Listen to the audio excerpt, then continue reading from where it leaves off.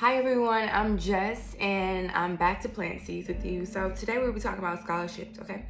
A scholarship is a grant or payment made in support of a student's education.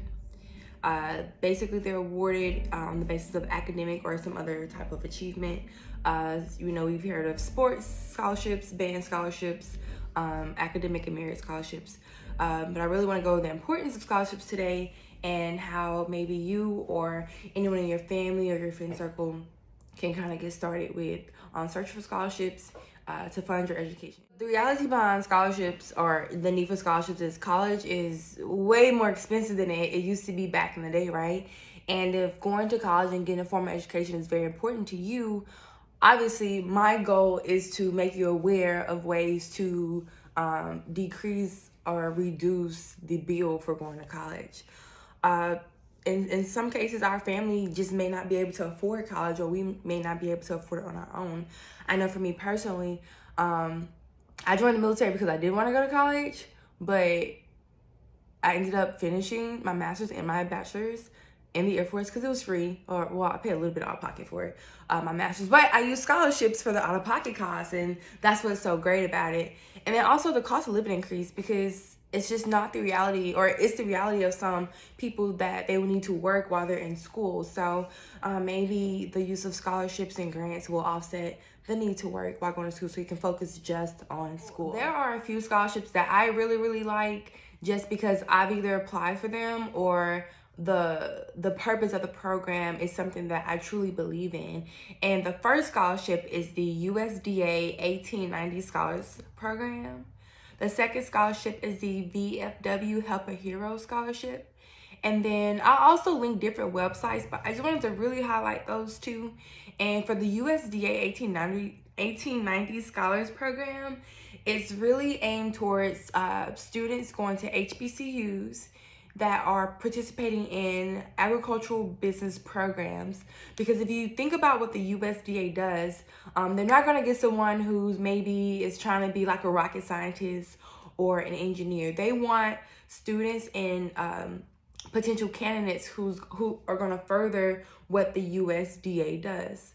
And then the VFW Help a Hero Scholarship, that is open to active duty members and veterans up to E5. And I'll link both of those below. Those are two that I just really, really, really love. And I've won the VFW Help a Hero Scholarship about 3 or 4 times now. And again, that helped pay for my books and for the overage that the Air Force didn't pay for my master's. And guys, just stay tuned. I have pointers. I have the help is on the way. Stay tuned. It is not my intention to go through the scholarship applications with you on this video. This is just to, like I said, plant seeds. And I hope that you take this and you go and you plant your own garden and grow it. But I have a paper, and so I'm just going to read from it just so I don't forget. But I have some pointers for those that are going to apply for scholarships, okay? So what I did when I was applying for scholarships, I kept a running Google document or a Word document in OneDrive.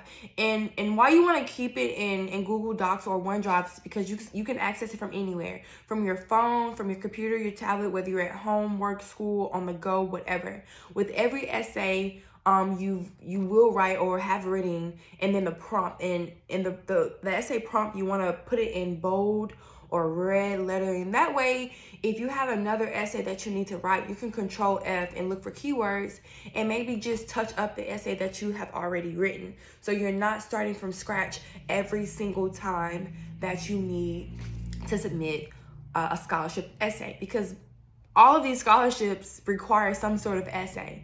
Like some of the ones I applied for when I was active duty was, how has your time in active duty or in the military honed your skills for your future goals? Or please explain to us how this scholarship will further help you in 3 to 5 years. Or explain your upbringing and how it will make you a good candidate in the academic environment.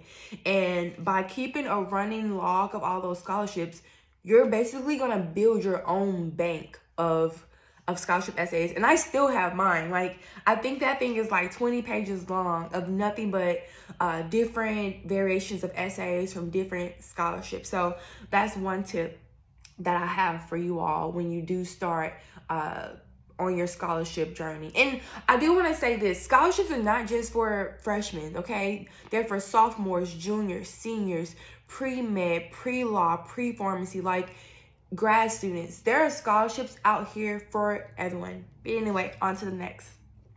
So when you are doing your scholarships, or you ready to submit your scholarships, please make sure that you're running the spell check feature in whatever program that you're using, or Grammarly, or that you reach out to someone in your network, your family, friends, past educators. Some schools have a student advisement office or a student resource office. So please utilize them for revision purposes. Okay, I was gonna find stats on how many scholarships go unfilled, but I found myself going down a rabbit hole. But I will definitely let you guys know that there are many, tons, lots of scholarships that go unfilled. So just take some time and apply. Just apply, all right? So look locally.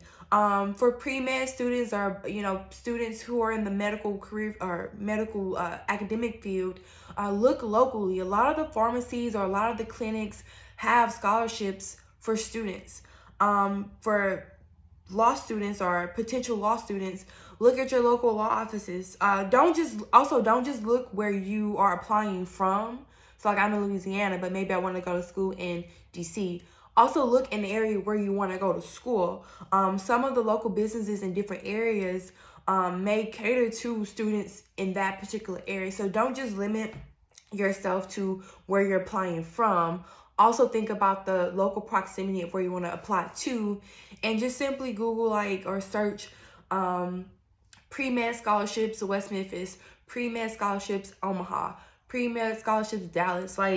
Look locally. I'm telling you all, look locally. And the thing about looking locally is a lot of the mom and pop businesses who do offer scholarships, they don't submit their scholarships to the big scholarship banks.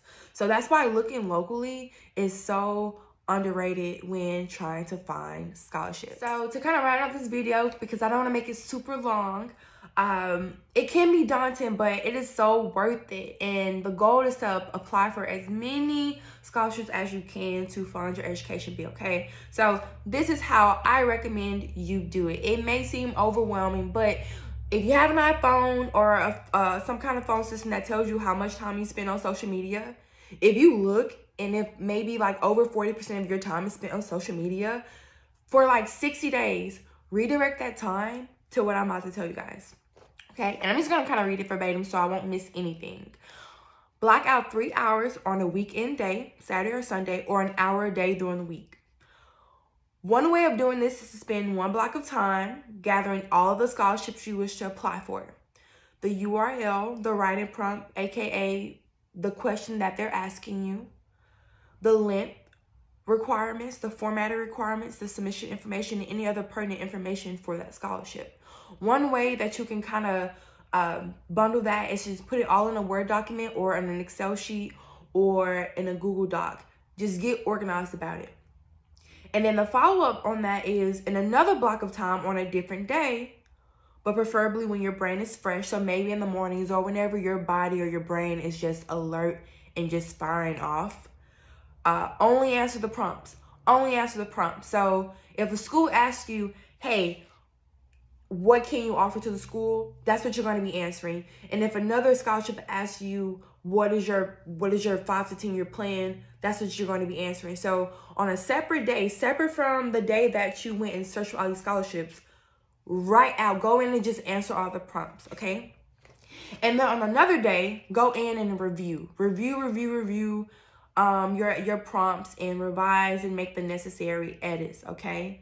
And then kind of set you up a system to automate it. So I already kind of gave you a few tips on that. Put it in Excel or put it in Google Docs or put it in OneDrive or Word.